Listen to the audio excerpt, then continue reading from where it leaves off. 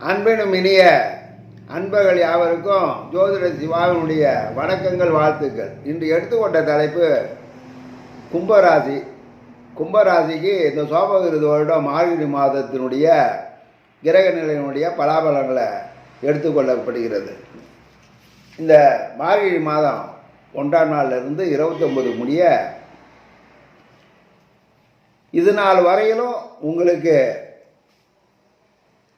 கும்பராசிக்கு குரு 3 இருந்தாலும் அவர் 2-11க்கு அதிபதி, தனத்தானாதிபதி, லாபத்தானாதிபதி. அவர் மேஷத்தில் அமர்ந்து எதற்கும் சற்று அலத்தில் விட்ட நிலையில் வக்கர நிலையில் இருந்தார். முதல்ல இந்த மார்கழி மாதம் 4ஆம் தேதி குரு வக்கர நிவர்த்தி ஆகிறார். இதனால் என்ன பலன்? தேவைக்கேற்ப பணம் வந்து கொண்டே இருக்கும். உங்களுக்கு ஒரு இடமாற்றம், ஊர் மாற்றம், அல்லது வீடு மாற்றம், அல்லது உத்தியோக மாற்றம் ஏதாவது ஒரு வகையில் ஏற்பட்டு அதுவும் உங்களுக்கு ஒரு சந்தோஷமான நிலைமையில தான் உங்களுக்கு கொடுக்கும் என்பதை உங்களுக்கு தெரிவித்துக் கொள்கிறேன். இதில் என்ன ஒரு இடம்னா, அஷ்டமத்தில் கேது இருக்கார். கேது 8ல் இருப்பதனால உடல்நிலை பாதிக்கும். அந்த பாதிப்புலேருந்து நீங்கள் நிவர்த்தி ஆகி வருவதற்கு உடல்நிலையை சாதாரணமாக இல்லாமல் ஒரு கவனமுடன் பார்த்து கொள்ள வேண்டும். இந்த மார்கழி மாதம் 4ஆம் தேதி சனி பகவான் உங்களுடைய ஜென்ம சனியாக வருகிறார். இதனால் வரையிலும் 7 சனியில் விரைய சனியாக இருந்தார். சனி உங்களுடைய ராசியை பொறுத்த விரையாதிபதி, ஏன்னா 12க்கு உடையவர். ஆகவே சனி ஆதிக்கத்தால் ஜென்ம சனியாக வருகிற போது அவர் 12ஆம் இடத்தினுடைய பலாபலனையும் சேர்த்து தான் வழங்குவார். விரையாதிபதியாக இருப்பதனால் நன்மையையும் தீமையையும் ரெண்டையும் கலந்து தான் கொடுப்பார். ஆகையினால் சில சங்கடங்களும் உண்டு, இருந்தாலும் அதில் உங்களை காப்பாற்றுவார் என்பதை மனதில் தைரியமாக பதிவு வைத்துக் கொள்ளலாம். மற்ற கூட்டாளி நண்பர்களால் சில நன்மைகளும் உண்டு.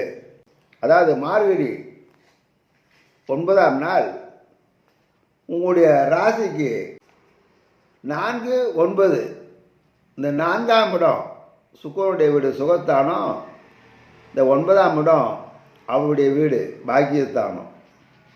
இந்த 2 சுக்கிர அவர் ஜீவனஸ்தானத்திற்கு வருகிற போது தொழில் பன்மடங்கு விருத்தியாகும், உத்தியோகம் சிறப்படையும், எதிரிகளுடைய பலமெல்லாம் குறையும், புதிய ஒப்பந்தம் உங்களை தேடி வரும்.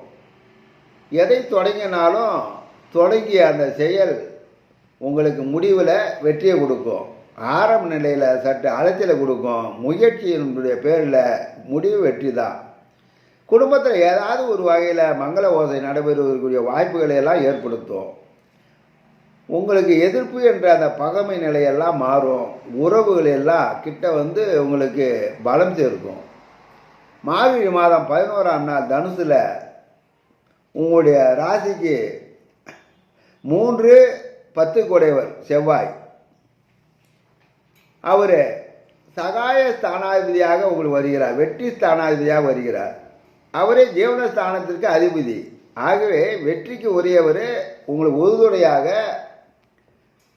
10ஆம் இடத்தில் இருக்கிற போதும் சரி, 11ஆம் இடத்தில் வருகிற போதும் சரி, குருவுடைய பார்வை பெறுகிற போதும், சனியுடைய பார்வை பெறுகிற போதும், இந்த 2 நிலையிலையுமே உங்களுக்கு நன்மையெல்லாம் வழங்குவார். சனியும் அவரை பார்த்து 10 உடையவரை பார்க்கிற போது தொழிலில் எந்த ஒரு இடைஞ்சலும் இல்லாமல் எதிர்ப்படையெல்லாம் முறியடித்து உங்களுக்கு சிறப்பான அமைப்பை கொடுப்பார்.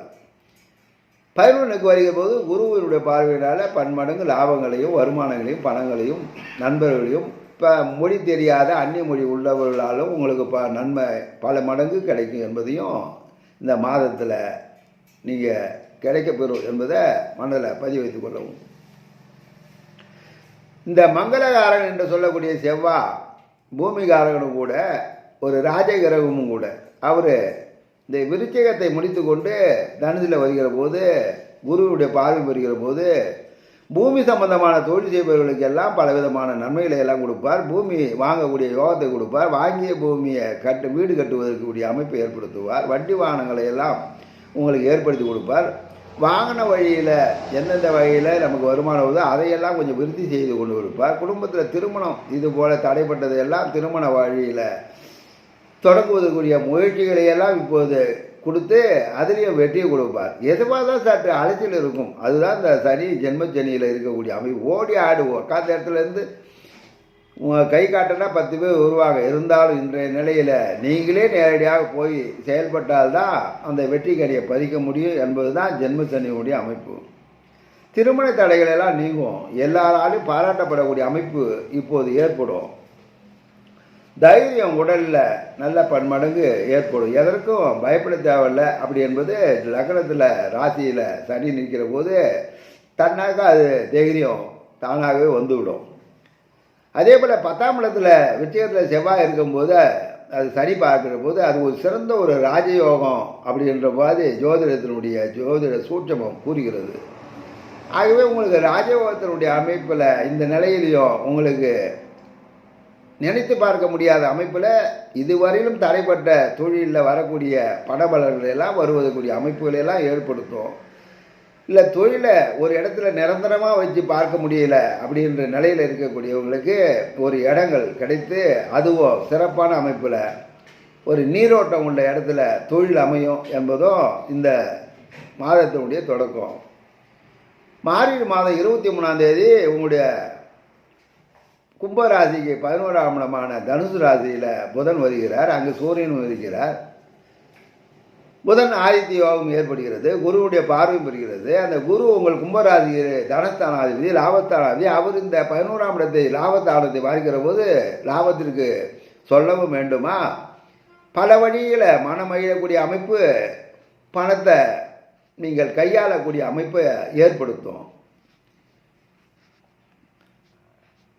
ஆனாலும் இந்த 8 கூடிய புதனாகவும் வருவதனால கவனமுடன் தொழிலை கடைபிடிக்கணும்.